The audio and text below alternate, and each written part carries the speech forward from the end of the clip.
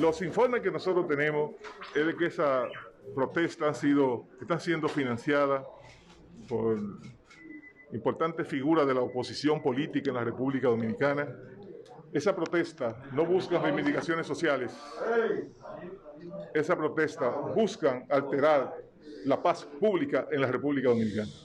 Los informes de inteligencia que nosotros tenemos nos dan cuenta de que lo que se persigue es precisamente alterar la paz pública en la República Dominicana y sobre todo crear un clima para que los actos de corrupción de los anteriores gobiernos que la justicia dominicana responsablemente está enfrentando, ver cómo pueden crear una cortina de humo ante acontecimientos tan graves como lo que la República Dominicana hoy conoce de actos de corrupción que han estremecido la conciencia nacional. Bueno, esas palabras, esas declaraciones ofrecidas por un ministro de Interior y Policía y por un político veterano como Jesús Vázquez Martínez, son un desacierto por los 411. Atribuir el hecho de que se estén registrando algunas protestas a que supuestamente eso parte de un financiamiento de la oposición para tratar de revertir acusaciones de corrupción, eso carece absolutamente de lógica.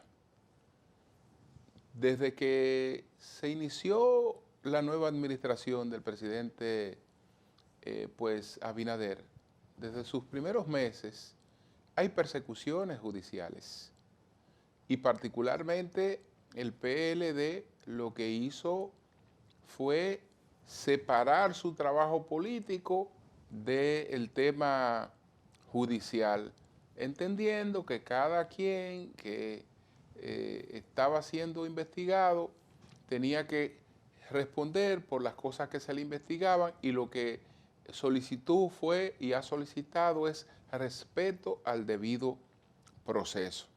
Pero aquí no habían protestas. No habían protestas. ¿Por qué ahora las cosas empiezan a tornarse distintas? Bueno, señores, porque hay un tema que lo que hay que hacer es explicar ese tema y plantearle soluciones a ese tema.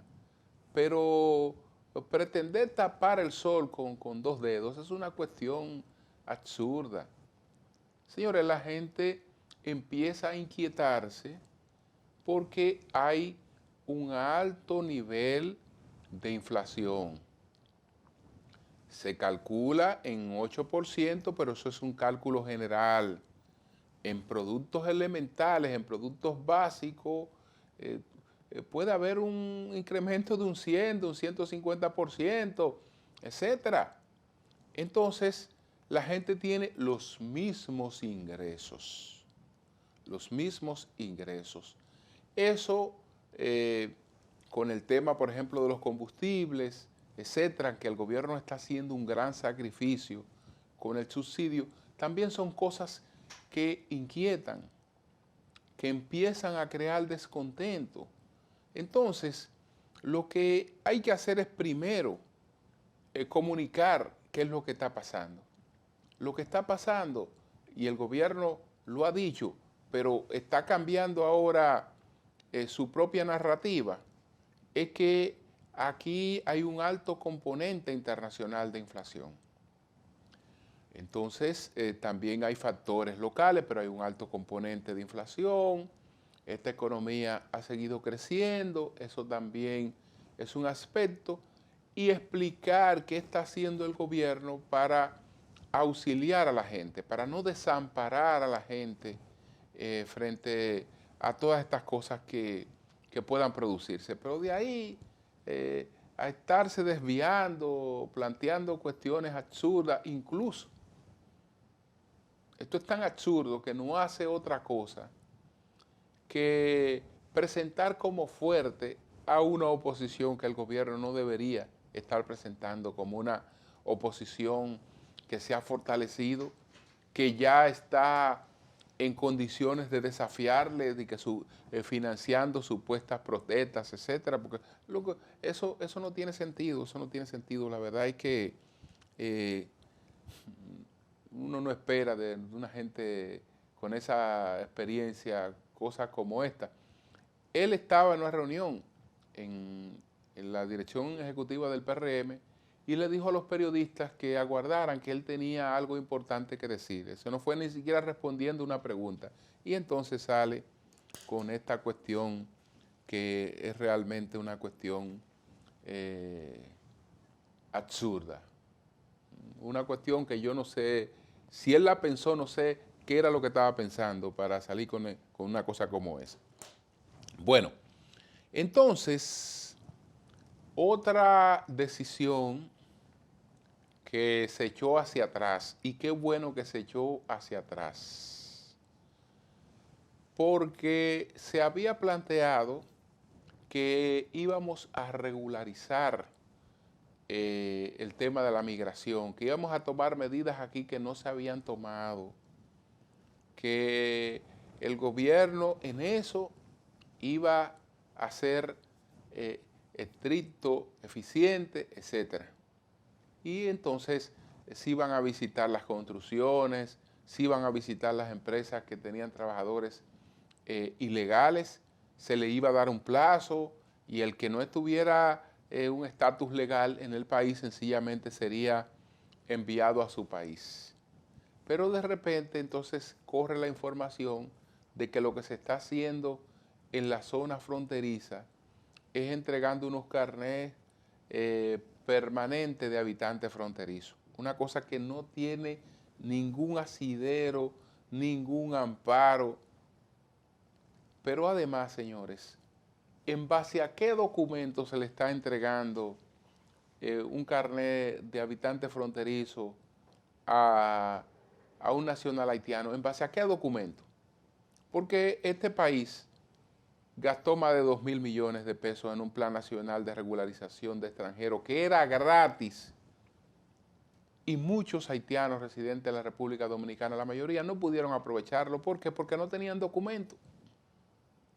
No tenían documento. Entonces, ¿qué documento avala la entrega de ese bendito carnet que se estaba realizando y que creó un escándalo, una situación de alarma que llevó el director de migración a anunciar rápidamente que eso se había descontinuado? Seguro que le impartieron la instrucción de descontinuar eso. Y él ha dicho que se descontinuó porque la situación de inestabilidad en Haití, que por eso se descontinuó. No, eso se descontinuó porque eso no está amparado en ninguna legalidad. No es verdad que la ley de migración prevé la entrega de carnet permanente a personas que están en una subcategoría migratoria, es decir, personas que entran y salen a un territorio porque vienen de manera puntual o a hacer mercado o a comprar en un mercado, están 2 o 3 horas aquí resolviendo lo que tienen que resolver y desde que se cierra la puerta, se va a cerrar la puerta, parten hacia Haití. Entonces, ¿qué hace esa gente con un permiso de habitante permanente de la frontera? Ustedes saben el lío que nosotros podemos crear con una cosa como esa, el tremendo lío que podemos crear con algo así, porque entonces a medio Haití podíamos darle un carnet de habitante permanente de la frontera y ya después que usted es un habitante permanente de la frontera no hay derecho a ninguna autoridad a deportarlo. No, mire, yo soy habitante permanente de la frontera en una situación totalmente de ilegalidad. Eso se quedó atrás y espero que la experiencia sirva para que una cosa como esa no se repita. Vamos a una pausa, entonces al regreso, vamos a presentar cuáles fueron los 10 temas más importantes de esta semana. Adelante.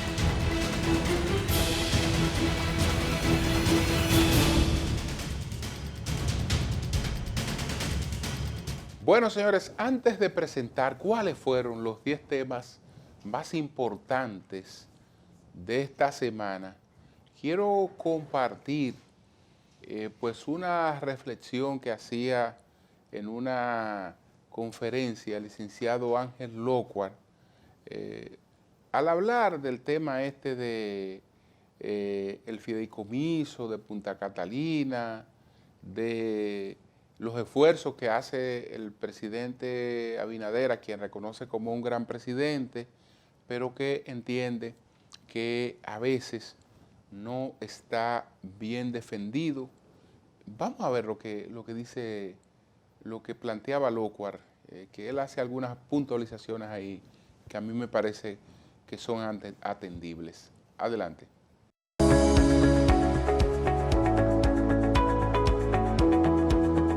Yo creo que el presidente Abinader es un buen presidente, pésimamente defendido y muy mal asesorado a veces.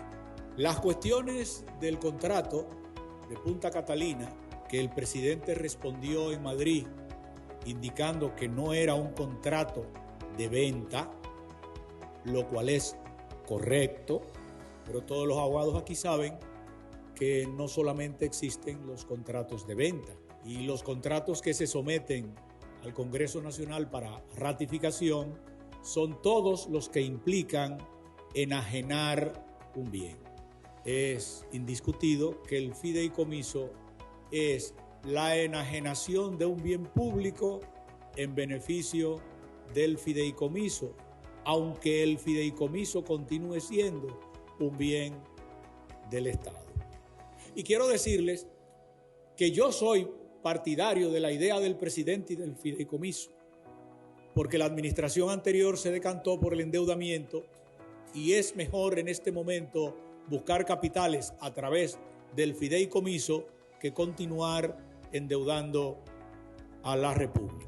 No es que el fideicomitente adherente esté malo, es que se ha abierto esa ventana sin que esa ventana tenga ninguna limitación. Habla verdad el presidente cuando dice que ese fideicomiso es público y que ese bien siempre será público.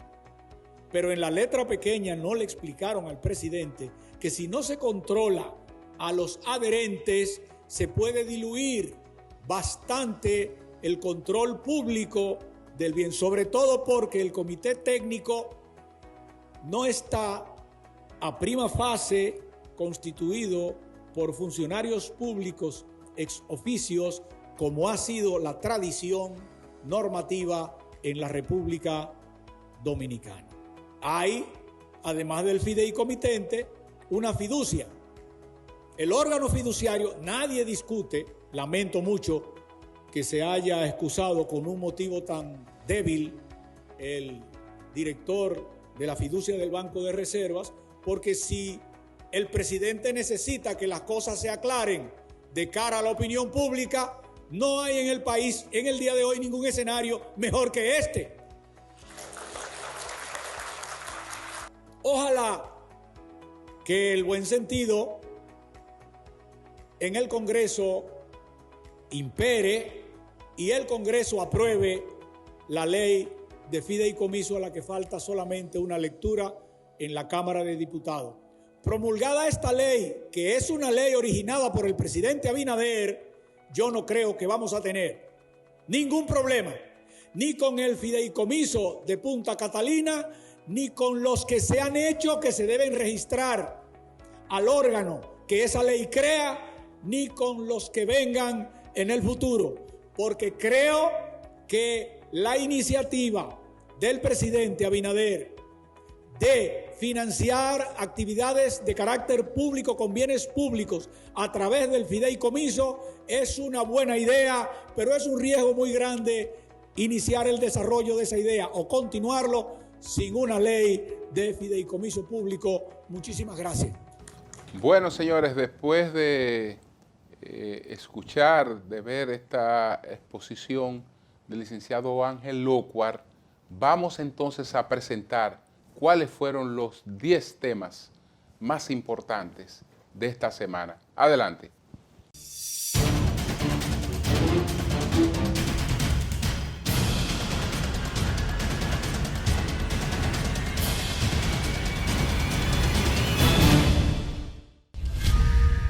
El periodismo dominicano está de luto por el fallecimiento de los periodistas de larga data Orlando Gil y Mario Rivadullá, el primero por padecimiento de cáncer y el segundo por los efectos del COVID-19. Orlando Gil era reconocido como uno de los más finos analistas políticos dominicanos que escribía para los periódicos Listín Diario y Diario Libre, actividad que compartía con comentarios en la televisión en el programa Oye País. Llegó a escribir en los desaparecidos periódicos El Siglo y Última Hora. Gil, de 73 años, estaba padeciendo de un cáncer de próstata con gran parte de su cuerpo comprometido, el cual le fue detectado en estado muy avanzado en octubre pasado. Falleció estando hospitalizado en Secanot tras un agravamiento de su padecimiento de salud. En tanto que Mario Rivadullá, de 92 años, nacido en Cuba, se radicó en República Dominicana a principios de los años 70 y fue columnista y editorialista del Nacional, El Caribe y El Siglo. Además de su trabajo en periódicos y programas de televisión, brindó servicios a varios importantes grupos empresariales dominicanos como consultor. Rivadullá falleció por una neumonía contraída como secuela del COVID-19 que lo mantuvo interno en la unidad de cuidados intensivos del Centro Médico UCE. Así también falleció el pasado martes, a los 63 años, Sonia Piera, hermana de la destacada periodista Nuria Piera. Su deceso se produjo tras luchar contra un cáncer de pulmón que le fue diagnosticado hace 1 año y 3 meses. Nuria informó sobre el fallecimiento publicando en su cuenta de Instagram fotografías de ella con su hermana. Sonia fundó junto a Nuria la empresa Provideo, que produce el programa Nuria Investigación Periodística y el periódico N Digital Multimedia, y fungió como vicepresidenta de dicha empresa y administradora. Era la única hermana de Nuria y siempre fue definida por la periodista como su soporte. Partidos de oposición ven como excusas los pronunciamientos del presidente Luis Abinader al asegurar que los combustibles estarían más baratos si el gobierno aún disfrutara del acuerdo Petrocaribe, alianza de compra de petróleo a precios blandos facilitado por Venezuela al país hasta el 2015. Ante la desesperación externada por la ciudadanía por los recurrentes aumentos de los combustibles y la ola de críticas al gobierno desatadas a través de redes sociales, el presidente de la República se defendió asegurando que ha tenido que hacer frente al alza del petróleo sin privilegios. El mandatario recordó que el acuerdo Petrocaribe con Venezuela permitía a gobiernos pasados no pagar más de $50 al barril de petróleo. El gobernante dijo además que el país aún paga la deuda con Venezuela dejadas por el pasado gobierno, declaraciones que han caído mal entre los opositores. El vicepresidente del Partido de la Liberación Dominicana, Temístocles Montaz, y exministro de Economía, de Industria y Comercio, desmintió las declaraciones de Abinader y dijo que solo quería lavarse las manos como Pilatos.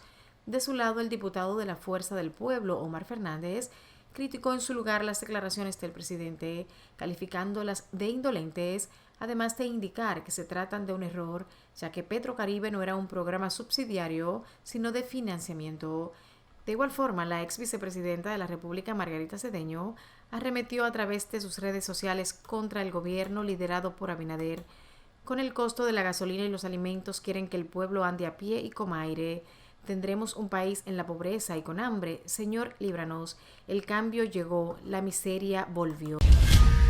El Comité Central del Partido de la Liberación Dominicana refrendó un acuerdo que habían firmado 5 de los hasta ahora 6 aspirantes a la nominación presidencial por esa organización para las elecciones de 2024. El Comité Político, máximo órgano de dirección del PLD, aprobó el acuerdo a que arribaron los 5 aspirantes, pero no fue dado a conocer detalles porque fue enviado a la Secretaría Jurídica porque se agregó al aspirante Luis de León. Charlie Mariotti, secretario general del partido, prometió que una vez el documento agote el proceso en la Secretaría Jurídica, se dará a conocer su contenido completo. El dirigente PLDista dijo que en el encuentro se aprobó también la comisión organizadora de la consulta, que se hará para la escogencia de los precandidatos y luego él o la candidata, la cual presidirá Alejandrina Germán. Los aspirantes son Margarita Cedeño, Abel Martínez, Francisco Domínguez Brito, Karen Ricardo, Marix Hernández y Luis de León, cuyas aspiraciones serán sometidas a consulta el 16 de octubre. El juez del séptimo juzgado de la instrucción del Distrito Nacional, David Timoteo Peguero, continuó con el juicio preliminar seguido a los implicados en el entramado de corrupción del caso Antipulpo. Durante el proceso de audiencia se deberá determinar si existen elementos suficientes para la apertura de juicio de fondo contra los imputados. A estos se les acusa de supuesto desvío millonario del erario a través de contratos irregulares con la OISOE y otras instituciones públicas. Según la Procuraduría Especializada de Persecución de la Corrupción Administrativa, PETCA, Juan Alexis Medina Sánchez utilizó su condición de hermano del expresidente Danilo Medina para crear una red de empresas con el único objetivo de participar de licitaciones estatales. Los acusados, además de Alexis Medina Sánchez, son Huacal Bernabé Méndez, José Dolores Santana, William Esteban Suriel, Domingo Santiago Muñoz, Aquiles Christopher y Fernando Rosa, también Rafael Antonio Hermosén, Wilfredo Hidalgo, Francisco Pagán y Carmen Magalis Medina Sánchez. A esto le siguen los nuevos imputados María Isabel de los Milagros Torres, José Miguel Genao Torres, Pachistri y Emanuel Ramírez Pacheco, entre otros. El Ministerio Público, que encabeza la magistrada Miriam Germán Brito, presentó cargos además contra las personas jurídicas General Supply Corporation SRL, Domedical Supply SRL, Full America Inc. Dominicana SRL y Globus Electrical SRL. Los acusados fueron arrestados el 29 de noviembre de 2020, luego de que la Procuraduría General de la República practicara numerosos allanamientos.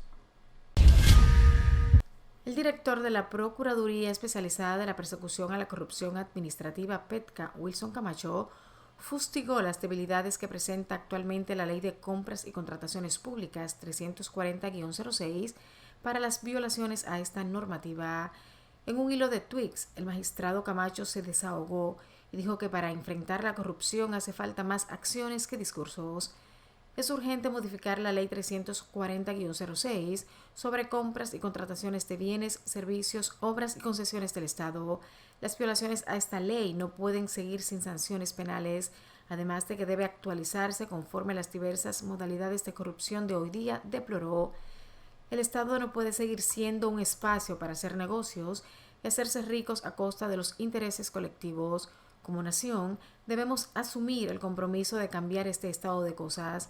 Ese proceso avanza modificando la Ley de Compras y Contrataciones, prosiguió. Camacho indicó que en la modificación de la referida ley, el Estado debe cambiar la forma de hacer negocios. Es difícil enfrentar la corrupción con efectividad mientras el Estado negocia con cualquiera, con empresas sin ninguna experiencia, trayectoria o condiciones para suplir lo que ofertan. La transparencia, el respeto por la cosa pública, por los fondos públicos, necesita de compromisos, recalcó. El cuarto juzgado de la instrucción declaró un auto de no al lugar a favor del doctor Piero Perrón Mora, acusado de supuestamente haber abusado sexualmente de su propio hijo menor de edad. La acusación al doctor Piero Perrón se inició en el año 2019, luego que la madre de su hijo se querellara por violación. Para tomar la decisión, según el abogado del doctor Perrón, el tribunal comprobó que no había persistencia en la incriminación, dado que el menor había señalado a 3 personas como posibles autores del supuesto hecho. Además, agregó que el menor supuestamente había expresado que su madre lo había preparado para prestar declaraciones y por presuntamente haberse constatado que el niño había sido sometido a múltiples entrevistas con el propósito de que emitiera la declaración acusando a su padre. Se recuerda que el doctor Perrón Mora fue apresado el 16 de diciembre del año 2019, pero 6 meses después la Oficina Judicial de Atención Permanente varió la medida de coerción de prisión preventiva a libertad bajo fianza, que consistía en el pago de 500,000 pesos en efectivo y usar localizadores electrónicos. Posteriormente, en mayo del 2021, la Cámara Penal de la Corte de Apelación de Santiago revocó la libertad condicional al médico. El responsable de matar 2 niños y dejar gravemente herido a un tercero tras atropellarlos en San Pedro de Macorís, supuestamente huyó a Puerto Rico, según informó el subdirector regional sureste de la policía, José Delio Mora Reynoso. De acuerdo con Mora Reynoso, si la persona responsable está en Puerto Rico, seguirán realizando los procesos de rigor, capturarlo y ponerlo en manos de la Organización Internacional de Policía Criminal Interpol y que ellos lo manden de regreso. Se recuerda que los menores fueron atropellados el pasado 27 de enero mientras caminaban por la acera junto a su padre, luego de salir de las prácticas de béisbol. Los familiares de los niños aseguraron que la mujer que conducía el vehículo supuestamente estaba aprendiendo a conducir y que previo al accidente la joven se encontraba con un grupo de personas tomando alcohol. Un video que captó el momento del accidente muestra que tras el impacto, la persona que acompañaba a la conductora se desmonta rápidamente, toma el guía y ambos huyen a bordo de la jipeta que fue dejada abandonada y está en poder de la policía. Costa Rica irá a segunda vuelta tras una de las elecciones más atomizadas de su historia. De acuerdo a los datos del Tribunal Supremo de Elecciones, con más del 75% de las mesas escrutadas, ninguno de los candidatos había alcanzado el 40% de los votos necesarios para ganar en una primera ronda. El próximo 3 de abril serán el expresidente José María Figueres, del Partido Liberación Nacional PLN, quien obtuvo poco más del 27% de los votos, y el economista Rodrigo Chávez, del Partido Progreso Social Democrático, con más del 16%, quienes se disputen la presidencia del país centroamericano. Nuestros desafíos como país y sociedad son enormes. Necesitamos un nuevo gobierno fuerte y unido para salir juntos adelante, declaró Chávez al conocer que pasaría a la segunda vuelta. Figueres, por su parte, aseguró que de ganar en abril, promoverá un gobierno de inclusión, donde se respeten los derechos de las mujeres, de las minorías y se abogue por el medio ambiente. Facebook está perdiendo usuarios activos por primera vez en los 18 años de su historia. La empresa matriz Meta Networks, anteriormente como Facebook, reconoció que el número de usuarios activos diarios cayó de 1.999 millones en el último trimestre del 2021 en comparación con los 1.930 millones del trimestre anterior. Si bien puede parecer poco si se compara con la cifra total, es la primera caída que sufre la red social fundada en 2004 por Mark Zuckerberg. El valor de las acciones de Meta Platforms Inc., Facebook, se desplomaron hasta un 27% en la bolsa de Nueva York el pasado 3 de febrero, en una caída épica que en su magnitud no se parece a nada que Wall Street o Silicon Valley hayan visto antes. El desplome representa una caída de 252 mil millones de dólares en el valor de mercado del grupo de Zuckerberg.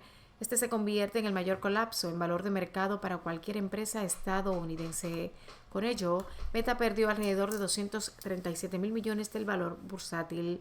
El presidente ejecutivo Mark Zuckerberg dijo que el crecimiento de las ventas de la empresa se vio afectado porque las audiencias, especialmente los usuarios más jóvenes, se fueron a la competencia como TikTok y YouTube.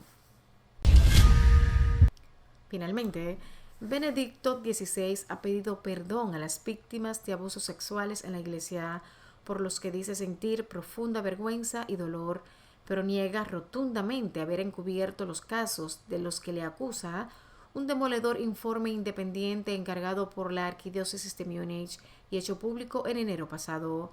Benedicto XVI, de 94 años, en delicadas condiciones de salud que le impiden hablar con claridad, pero con todas sus capacidades mentales y su memoria intactas, publicó una carta casi como un testamento ante los últimos días de su vida, en la que pide perdón por los abusos y errores ocurridos durante sus mandatos en los distintos cargos que ha tenido.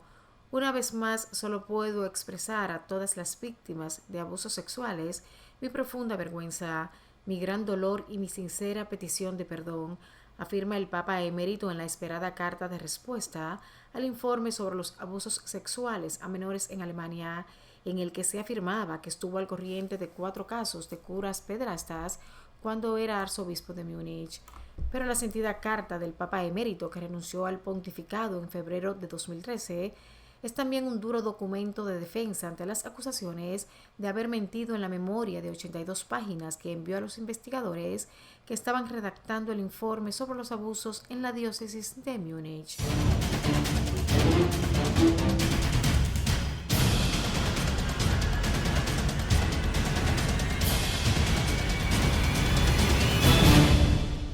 Bien, señores, vamos a una pausa, retornamos en breve.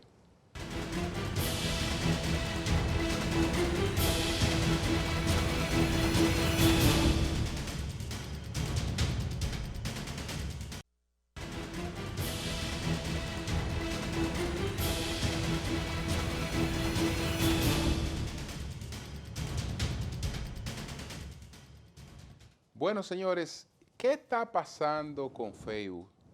Que sabemos que experimentó una baja en su cotización en el mercado de valores y que ha tenido una gran retirada de usuarios. Todo porque estas plataformas viven de una cosa, viven del uso de los datos que acumulan de las personas. Y esos mismos datos se usan para manipular a las personas. Y ya eso está claramente establecido. Y cuando se han empezado a tomar medidas para revertir eso, como la tienen ahora algunos dispositivos iOS que le permiten a usted impedir que se le esté siguiendo cuando usted no esté conectado, entonces eso se ha reflejado en una caída de ese negocio que ahora se llama Meta, porque después de todos los problemas de imagen que tuvo la compañía, se colocó un nombre nuevo para tratar de revertir eso. Meta, que también está asociado a su proyecto futuro que se llama Metaverso. Pero el ingeniero Idekel Morrison lo consultó nuestro equipo y le formuló las 3 preguntas. Vamos a verlas a continuación.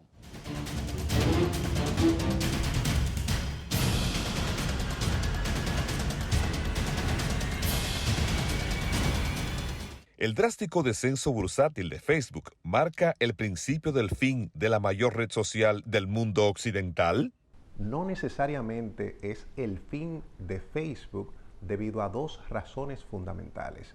Primero, el reenfoque estratégico de esta corporación tecnológica que está apostando a lo que se entiende que será la próxima nueva etapa de la evolución de la tecnología y de la interacción digital, que se conoce como el metaverso. Por eso la corporación Facebook cambió su nombre al de Meta. En el metaverso se aprovecharán las tecnologías de realidad virtual, de realidad aumentada, y ese nuevo reenfoque puede garantizarle a la empresa vigencia de cara al mediano y largo plazo. Adicional, hay que recordar que Facebook es un conglomerado de empresas. Ahora se llama Meta, no es solo Facebook, está Instagram y está WhatsApp. Y este conglomerado de empresas reenfocado bajo el criterio del metaverso es una apuesta que le puede garantizar un mayor tiempo de duración en el mercado de las redes sociales.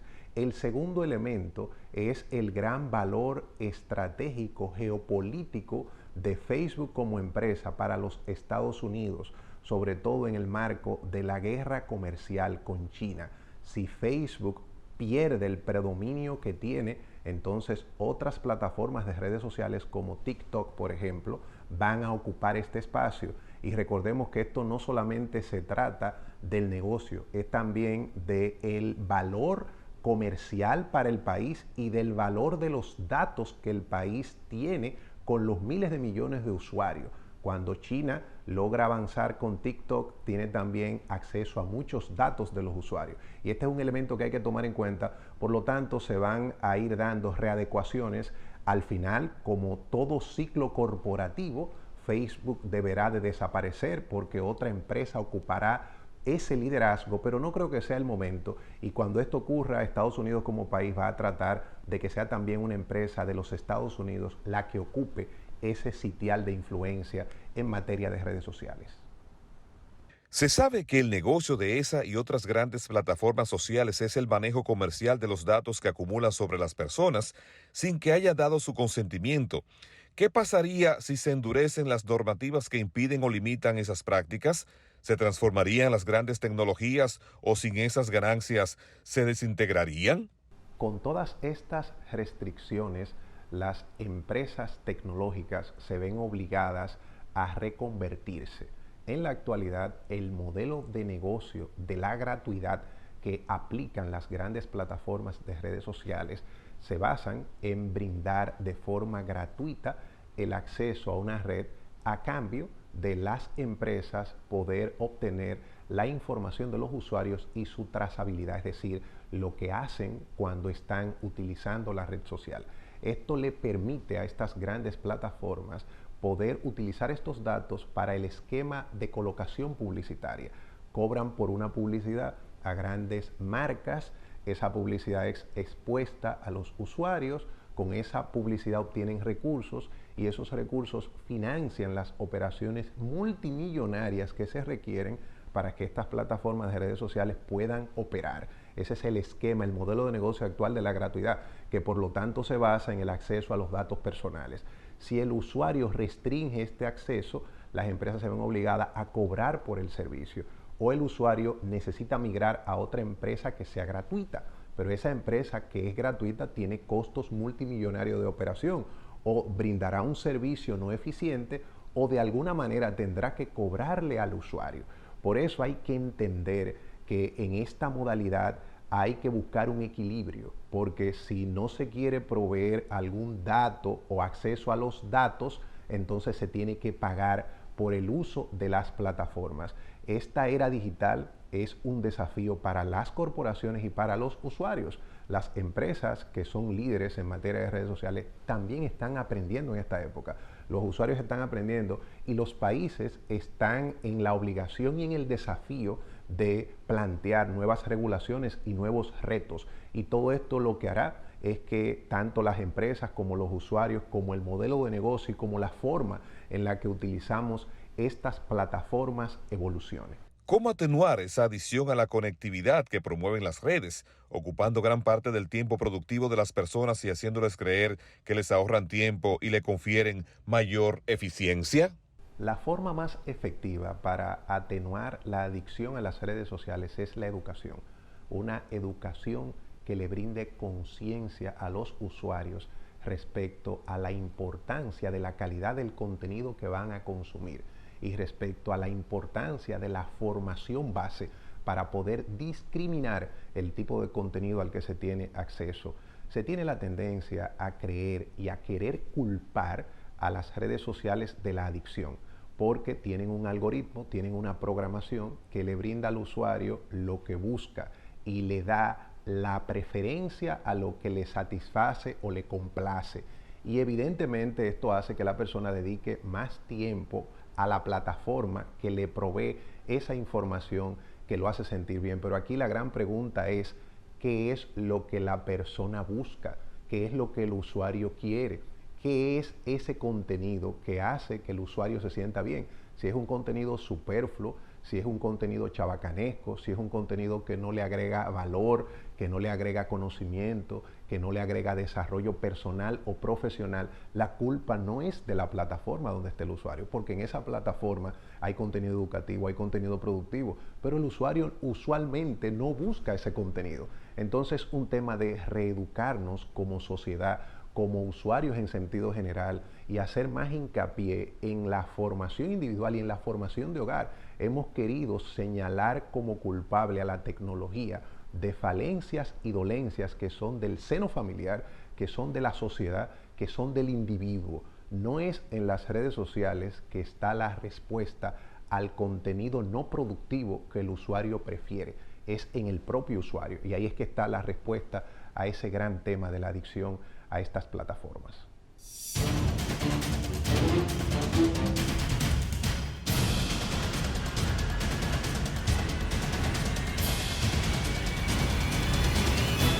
Bien, señores, vamos a una pausa, retornamos en breve.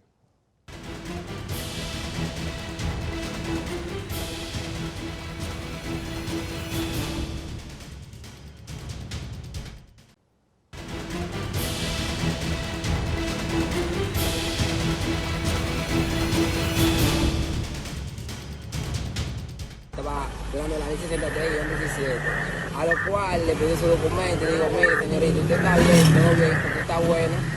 Con lo buena que usted está. Con lo bueno que usted está, permítame su documento, eso respetándola a la ciudadana. ¿Cómo respetamos a una ciudadana si la paramos y le decimos con lo buena que usted está? Usted tenía el celular en la mano, ahí está mi documento. Póngame la multa, ahora bien, que quede en el video que usted mismo admite que me dijo que yo estaba buena, lo cual sí, no debería de ser. Le dije, usted está buena, pues está bien montada, está cubriendo, está buen cuidado. No, usted no habló de montada, no habló de montada, por favor. Tranquilamente, yo la voy a fiscalizar. Por favor, póngame la multa rápidamente. Pero para la próxima no pare ninguna ciudadana y le diga que está buena porque usted está violando, o sea, eso es una falta de respeto. No, le digo, su respeto se merece. ¿Me puede decir su nombre, por favor? Claro, no preocupe, don Razo Toribio Rosario. Razo Toribio Rosario. Estaba durante la ley 63-17, a lo cual le pedí su documento. Bueno, tienes razón, Larimar Fiallo, un agente de DGC ni un agente de la policía que le toque parar a nadie, tiene que referirse a asuntos que no vienen al caso. Si ella estaba cometiendo una infracción, él se acerca a ella, le pide su documentación, la revisa, si es necesario colocarle una multa, le coloca la multa, y lo otro era totalmente innecesario y se puede malinterpretar. Ella vio connotaciones en cierto sentido de acoso, porque es una dama que anda sola, etcétera, en esos momentos. Dice que él incluso miró por el vidrio del conductor y se fijó en la zona de sus entrepiernas, una serie de cosas así. Y bueno, eso se repite a diario, pero no todo el mundo está presto o está dispuesto a soportarlo. Ojalá que esto le sirva de lección a él, que está muy joven, por eso no debe ser más que amonestado, sancionado, pero no que esto no llegue a mayores, porque es una experiencia que le puede servir a él y a sus compañeros, en este sentido de cuál es el protocolo a seguir frente a cualquier persona. No importa cómo se ve esa persona, ni socialmente qué cosas proyecte esa persona. Por otra parte, hubo otro hecho que alcanzó realmente una gran difusión a nivel de redes y desvió la atención de un acto donde estuvo el presidente y el ministro de Educación. Ahí se estaba anunciando la transformación de 79 liceos en politécnicos. Pero el ministro de Educación tenía una perrita que la cargaba al lado del presidente, informó que esa perrita había sido rescatada y quien la rescató a la perrita y a otros dos perritos, a otros dos hermanas de esta perrita, le puso el nombre de las hermanas Mirabal, Patria, Minerva y María Teresa, porque a él le hacía similitud con el tema de la no violencia y evidentemente que él no tiene malas intenciones, pero yo creo que las heroínas hay que dejarlas en el sitial donde las tenemos colocadas. No me gusta esta equiparación del Homo sapiens con animales que por más inteligente y por más cariño que se ganen de la gente, tienen otro comportamiento. tienen otro comportamiento.